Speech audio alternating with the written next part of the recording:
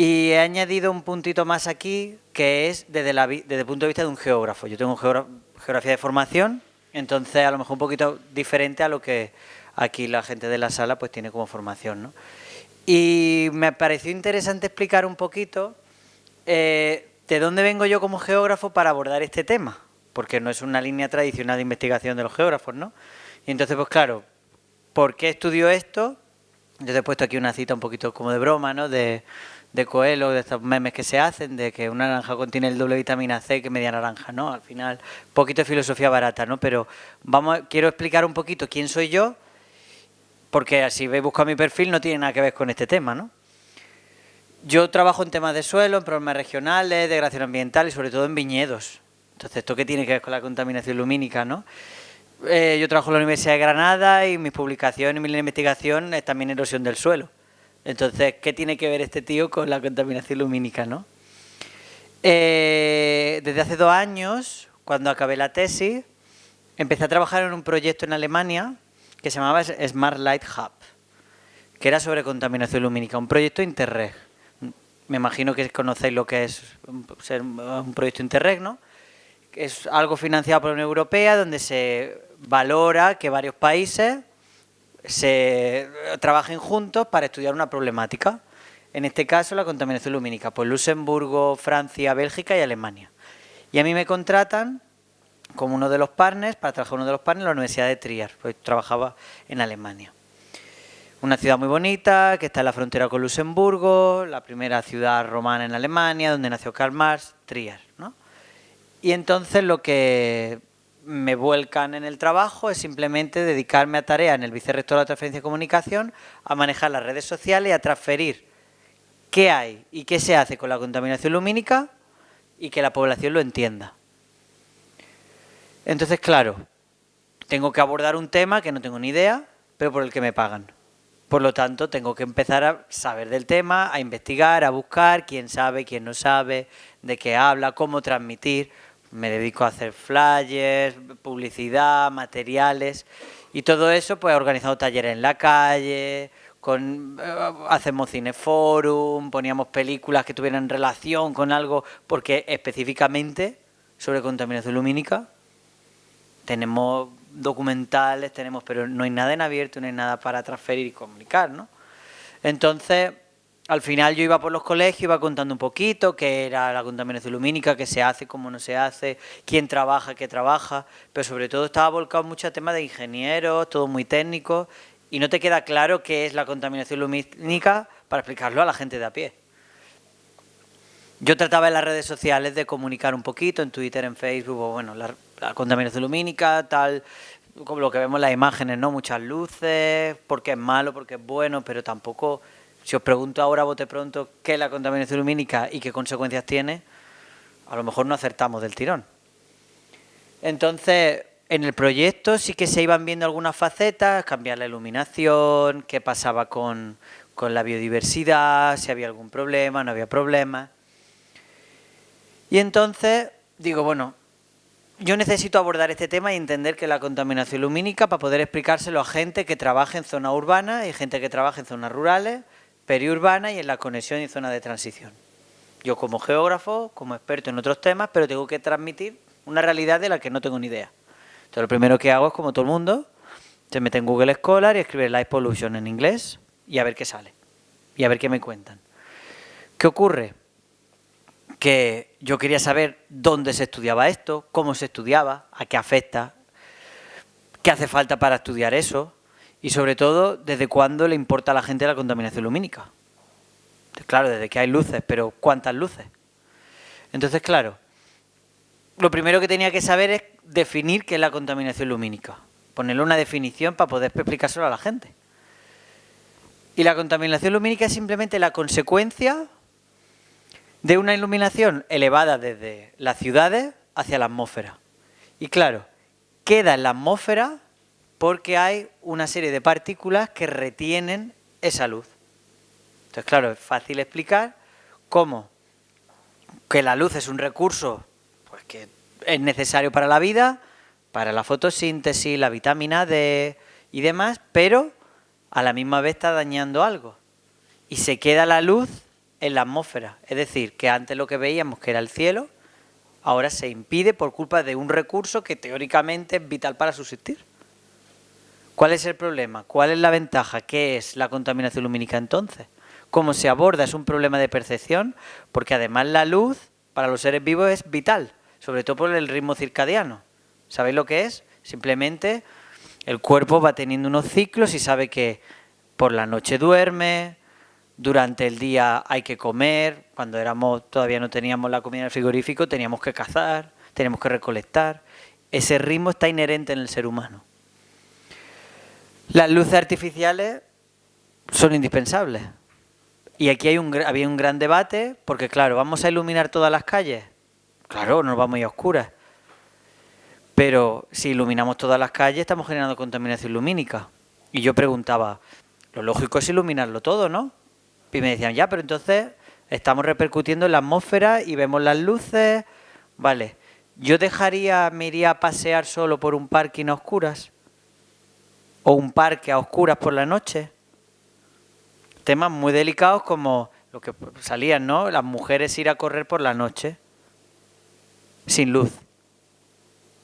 Entonces, claro, decían, Jesús, es que esos temas ya no están relacionados con la contaminación lumínica. Sí están relacionados, porque al final es una problemática que las ciudades tienen que abordar.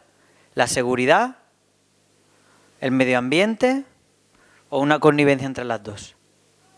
Entonces, al final trataba de ser un problema medioambiental que los ingenieros contaban, pero que no se aborda desde el tema social. Entonces, claro, yo ya me preocupo, empiezo a mirar un poquito a ver qué es la contaminación lumínica y me doy cuenta que es un término, que es una problemática que se le llama en muchas partes de la literatura como multifacética. Es decir, que un ingeniero solo, desde el punto de vista ingenieril, no te la puede explicar. Ni tampoco te lo puede explicar un economista, ni un sociólogo del tirón, o una socióloga. Hay que combinar aspectos. Entonces, claro, al final hay que saber un poquito de todo para poder explicar la contaminación lumínica. Yo me centré en ver qué decían los científicos. Yo soy científico, hago otro tipo de investigación, pero quería abordar y quería saber al final qué es lo que se estaba haciendo. Los impactos de la contaminación lumínica en animales, en plantas, en el ser humano. ¿Qué métodos o enfoques se utilizan para estudiar la contaminación lumínica? Salgo a la calle y miro al cielo, cojo los datos de un satélite y veo la reflectancia. ¿Qué se utiliza? No tengo ni idea. Las escalas. A los geógrafos y a las geógrafas lo que nos importa son las escalas. De lo pequeñito a lo más largo, lo del territorio. ¿Cómo se estudia la contaminación lumínica? ¿Lo local o lo global? Como decía el alcalde esta mañana, ¿no? No tengo ni idea. ¿Y qué avances hay? ¿Se sigue investigando o es un tema que ya se sabe que hay contaminación lumínica y ya está? Bueno, yo creo que entonces cuando ya escuché la palabra multifacético, pues pensé lo que hay que hacer es algo holístico, algo general. Hay que integrar muchas perspectivas para poder entender un proceso que normalmente no nos lo explican en los medios, que es el de la contaminación lumínica. Bueno, 2 años buscando literatura, al final publiqué una revisión en una revista de medio ambiente, de geociencia, sobre revisiones, ¿no? Y también me llevé un montón de palos porque, bueno, es que este tema, tratarlo desde varios puntos de vista, no, porque había revisiones, cómo afecta a las plantas, cómo afecta a la salud, pero cómo afecta a todo junto. Ya me decían que era mucho para solo 10 páginas. Entonces, claro, yo al final trato de defender que yo tengo que saber explicar a la población, al medio urbano y al rural, qué es la contaminación lumínica de los dos puntos de vista, el social y el ambiental, con el ingenieril entre medias, ¿vale? Entonces yo puse directamente en el buscador más importante, donde está la literatura científica teóricamente más importante, en el Easy Web of Science, y puse ahí Light Pollution. De primera me salen 8.044 publicaciones que contienen la palabra Light Pollution. Claro, si tú prestas atención a eso, dentro de esas 8.000 no todas hablan de Light Pollution, de contaminación lumínica, sino que contienen la palabra light y la palabra pollution. Por lo tanto, me encontré también que decía el término light pollution es algo que está en muchas publicaciones, más de 5.000, más de 6.000. Bueno, no, que luego si te centras al final, solo hemos encontrado 600 publicaciones que tratan exclusivamente de contaminación lumínica, aunque contenga el término Light Pollution en más de 8.000.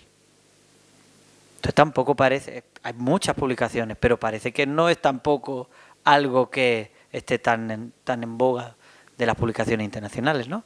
Lo que sí que me he dado cuenta es que el crecimiento, lo voy a enfocar desde aquí, hay un crecimiento lineal súper grande de interés en las publicaciones científicas desde 2007 hasta hoy.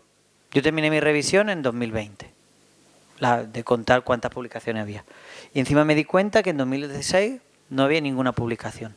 O sea que el interés fue creciendo a medida que nos aproximamos ya a las nuevas décadas. ¿Qué pasa? ¿No interesaba antes?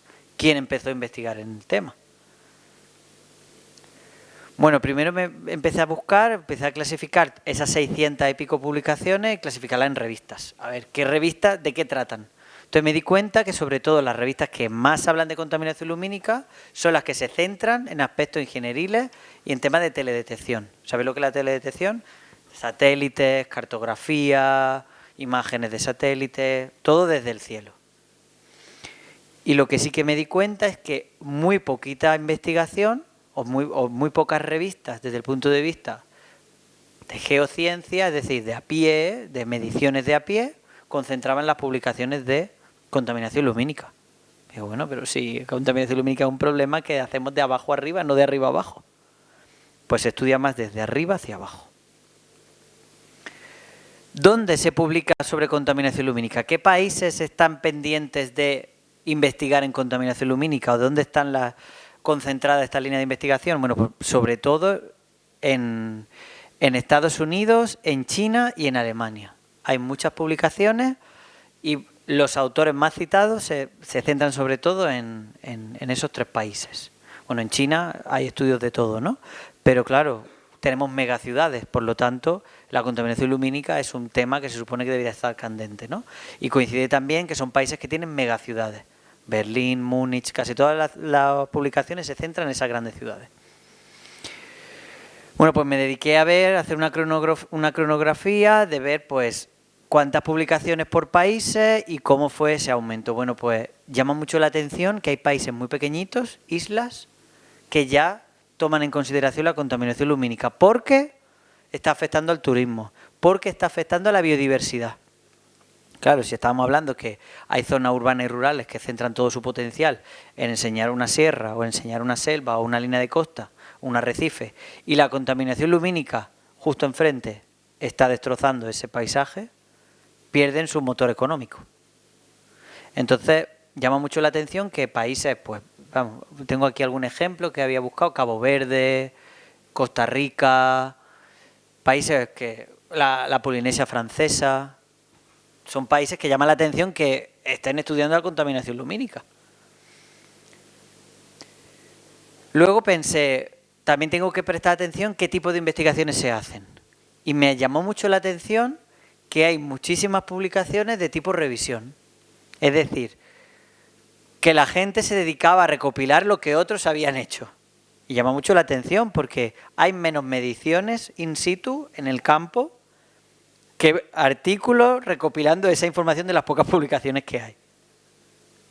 Entonces, al final llama la atención que sí que la investigación de a pie, con métodos de imágenes de satélite y demás, centra el 80% de las investigaciones, pero muchas de ellas son revisiones utilizando metadatos de otras publicaciones de trabajo a pie.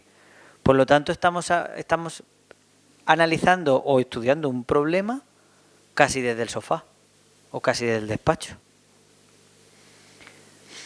¿Qué métodos se utilizan para estudiar la contaminación lumínica? Bueno, pues sobre todo lo que más llama la atención son los estudios de campo, pero claro, si nos centramos en esos trabajos de investigación que van de a pie. Sobre todo las encuestas de percepción y el trabajo con animales. El uso de las trampas, el uso de farolas y luces para atraer animales y ver cuántos animales se atraen o dejan de atraerse por las luces. Y luego la percepción. Pero hay muy pocos trabajos que tratan de medir ese impacto real, directo, en el manejo del territorio.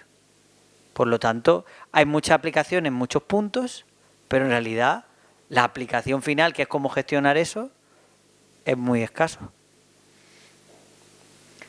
Luego también me dediqué un poquito a ver, para poder entender si esa contaminación lumínica está afectando a X elementos del territorio, en qué elementos se está centrando la investigación, a quién le está afectando más. Y claro, cuando te observas las publicaciones ves que de las 600 y pico que había, más de 250 están centradas en animales. Por lo tanto, por lo que te deja ver es, punto 1, o los animales son los seres vivos son los que más se ven afectados por la contaminación lumínica, o todavía no se ha dado un salto a estudiar qué está pasando en las ciudades realmente, qué está pasando con la población. Los estudios médicos, de los 600 publicaciones que hay, solo reúnen a 75 publicaciones relacionadas con enfermedades del tipo diabetes, cáncer, cáncer de mama, Alzheimer, Parkinson. Pero mirad el número, quitando solo algunas que son las más llamativas, como la de la relación contaminación lumínica cáncer, el resto solo hay 1, 2, 3 publicaciones. Yo como gestor pienso que si la contaminación lumínica está afectando tanto a la salud, ¿por qué no nos advierten más de eso? Eso fue lo que yo pensé. Si a los animales, que son a los que más atención se le está prestando, reúnen tantas publicaciones, entiendo que se debería ya de estar poniendo medidas, ¿no? ¿Habéis escuchado algunas? ¿Conocéis algunas? En la Convención del Cambio Climático se ha hablado de la luz. Yo me dediqué a reunir, a ver qué especies llamaban la atención, porque claro, entiendo que alguien que sea un biólogo, como era el concejal, pues entiendo que a lo mejor qué seres vivos son los que están siendo más afectados. Si le están prestando más atención a los seres vivos, tipo crustáceos, insectos, mamíferos, ¿a cuáles son los que más están afectando? ¿A los que están cerca de la ciudad? Bueno, pues llama mucho la atención que sobre todo los insectos y los murciélagos son los más afectados. Y casi todos los estudios se centran alrededor de los monumentos. Monumentos abandonados. ¿Por qué? Porque mantienen la iluminación antigua, castillo de no sé dónde, la iglesia de no sé qué, que mantiene una iluminación antigua y todos los insectos y todos los murciélagos y todos los seres vivos que viven alrededor se ven afectados por la contaminación lumínica. Bueno, es un tema que parece ser que debería afectar a la gestión urbana para contemplar la biodiversidad en la zona urbana y que parece ser que por ahora está olvidada. Algunas conclusiones que se sacan de este estudio, por lo menos al final, que es lo que yo trato de explicarle a la población cuando trabajaba en el proyecto. Punto 1. En la revisión me obligaban a afirmar, en las conclusiones me obligaban a poner que esto complementaba a otras revisiones. Porque me decían, es que ya hay una revisión sobre ecosistemas, ya hay una revisión sobre zonas urbanas, ya hay una revisión sobre métodos. Lo tuyo lo que hace es complementar a esas. El que no sepa de ecosistemas, que coja la tuya. El que no sepa de enfermedades, que coja un poco la tuya. Y decía, pero bueno, es que son temas diferentes. Entonces también quería como contar un poquito que para la gestión de la planificación, en referencia a la contaminación lumínica, no se puede abordar desde un punto. No es lo que se puede pretender. Yo evalué más de 600 documentos científicos y se confirma que es un tema relevante. Problema. ¿Alguien lo ha escuchado en la Cumbre del Cambio Climático, los Objetivos de Desarrollo Sostenible?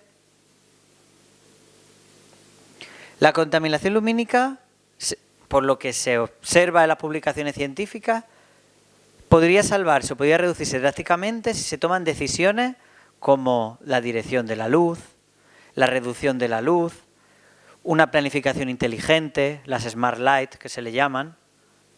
¿Habéis escuchado planes nuevos que se traten sobre este tema en las decisiones políticas?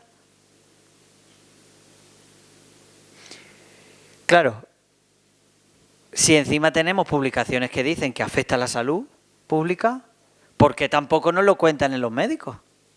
En el médico podrían decirnos que una exposición a la luz artificial también es perjudicial. ¿Alguien ha recibido una prescripción médica diciéndole que tenga cuidado porque está mucho debajo de la luz? ¿O que no vaya a ciudades donde haya mucha iluminación? Creo que no. A mí por lo menos no me lo han dicho. Entonces, al final queda una pregunta de: ¿la contaminación lumínica es un problema ambiental que no se le está prestando la atención que debe, porque se confirma que hay que prestársela, pero no se le está prestando? Y si hablamos de la planificación, también se está olvidando. Entonces, al final, ¿qué se debe hacer? No se debe olvidar, se debe tener en cuenta cómo se debe transmitir. Y eso es lo que creo que queda ahora del trabajo que queda por hacer, ¿no? Yo cuando acabé la revisión, acabé el trabajo, el proyecto, sí que estaba de acuerdo en que hay que usar las luces cuando sea necesario, emplear la menor iluminación posible, lo que hemos dicho, ¿no? Si se ve que está afectando, pues vamos a usar menos luces. ¿Qué tipo de luces hay que utilizar? Y luego, minimizar la luz que se proyecta al cielo, eso está claro, ¿no? Pero claro, si hablamos también que esa contaminación lumínica se ve afectada por la cantidad de aerosoles que hay en la atmósfera, y estamos hablando que la contaminación ambiental sigue creciendo, lo que antes lo ha explicado Saskia, ¿no? Que no se mencionen los objetivos no significa que sea un problema indirecto que esté debajo. Al final, muchos autores destacan que hay que tomar medidas, que hay que integrar la planificación, la contaminación lumínica. ¿Se está haciendo? Parece que no. Esto también ayuda desde el punto de vista económico. Como hemos dicho, ¿no? Si estamos ahorrando en reducir luces, cantidad de horas con la luz, también al final estamos ahorrando dinero. Dinero que se puede invertir en otros temas como los que hemos tratado hoy, ¿vale? Entonces, cabe preguntarse al final, ¿la contaminación lumínica, las zonas urbanas, le importa a alguien? Bueno, pues este bombardeo de ideas era lo que trataba yo un poquito de explicaros, de transmitiros, y quien tenga interés o trabaje o tenga la facilidad de poder trabajar con gente que está cercana a la planificación, solo con poner un poquito el oído vais a ver cómo el tema de la contaminación lumínica no se toca. En cambio, el tema de la contaminación ambiental y afección de especies y demás está totalmente en la línea de todo el mundo en todos los discursos. ¿Vale? Bueno, pues muchas gracias, y si tenéis alguna pregunta o queréis discutir algo. Sí, una cosa que me gusta mucho cómo lo has puesto. Creo que Jesús explica dando los metadatos, es decir, cómo lo ha hecho, ¿no? Creo que la gente más joven que estés aquí es una gran experiencia, porque al final todo empezamos así, no sabemos qué hacer, y una explicación así, no solo de lo que he encontrado, sino cómo lo he encontrado, es muy interesante. Y el comentario era, con toda esta crisis que estamos sufriendo de los precios de la electricidad, fijaros que todo el mundo está hablando, desde el gobierno, desde la oposición, desde las eléctricas, desde otros sectores, hablando siempre de soluciones. Aquí nadie ha puesto sobre la mesa reducir el consumo. Y aquí nosotros tenemos un grave problema en España, ¿eh? O sea, nuestras ciudades por la noche son un dispendio de electricidad enorme, grandísimo. En cambio, cuando yo voy a Alemania, por ejemplo, los barrios hay luz, pero no una cantidad de luz enorme, ¿no?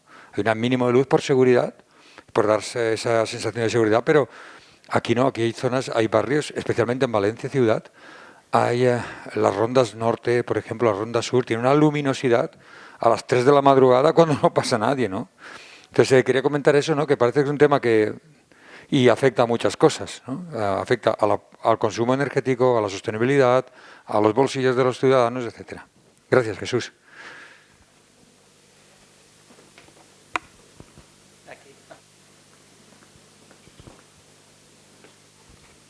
Gràcies.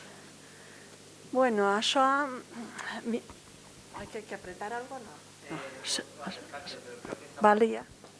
Está en rojo. Ah, pues acércatelo. Vale. Mi padre siempre decía que el problema que tenemos en esta vida es que hay más dinero que cerebro. Y entonces se ha perdido la noción de lo que cuestan las cosas. Y más ahora con el maldito LED este azul, que eso ya veo que no se da cuenta la gente. Solamente quería decirles a los jóvenes Yo ya tengo una edad y yo he conocido el cielo, pero es que no sé si es ya un sueño o qué, pero hay muchas cosas maravillosas allí. La Vía Láctea, las estrellas, no se ven, es que no se ven. Cerca de mi casa, te estoy hablando de 1 kilómetro, en el pueblo de al lado, han hecho un parque infantil con unas luces, que no sé para qué, los niños por la noche no van. Pero en mi casa, 1 kilómetro, yo no veo el cielo desde que se ha hecho ese parque. ¿Qué defensa tenemos contra todo eso? Y los jóvenes eso, alguien se pregunta qué cosas maravillosas hay allí arriba que ya se han olvidado. Gracias. Yo ayer, cuando venía al COI ayer, he venido también con mi mujer y con mis 2 hijos, y el pequeño, que tiene 2 años, iba en el coche y ya llegamos por la noche y estaba todo el rato, papá, luna, luna. Y yo, claro, estaba pendiente de la pequeña que estaba ahí quedándose frita, y cuando miré, estaba todo el rato, luna, luna, y era solo una estrella. Digo, no, eso es una estrella. Y él, no, luna, solo hay una. Y le digo, claro, porque no se ve más. Digo, pero teóricamente, si te fijas, pasábamos algún tramito y había un par, 3, y ya el niño quedaba como diciendo, pero si solo había una, ¿no? Era la luna. Es que no le puedo decir que son las estrellas. En Málaga vivimos en un pueblo y ahí cuando salimos fuera por la noche es todo estrellas. Y él se quedaba asombrado porque decía, si aquí solo hay una, pues la luna, ¿sabes? Entonces, claro, eso sí que se está perdiendo. Es algo que se pierde y en muchas publicaciones lo llamaban el patrimonio. Está perdiéndose el patrimonio del cielo, simplemente. Como un elemento del paisaje, un elemento cultural. Se está perdiendo el patrimonio.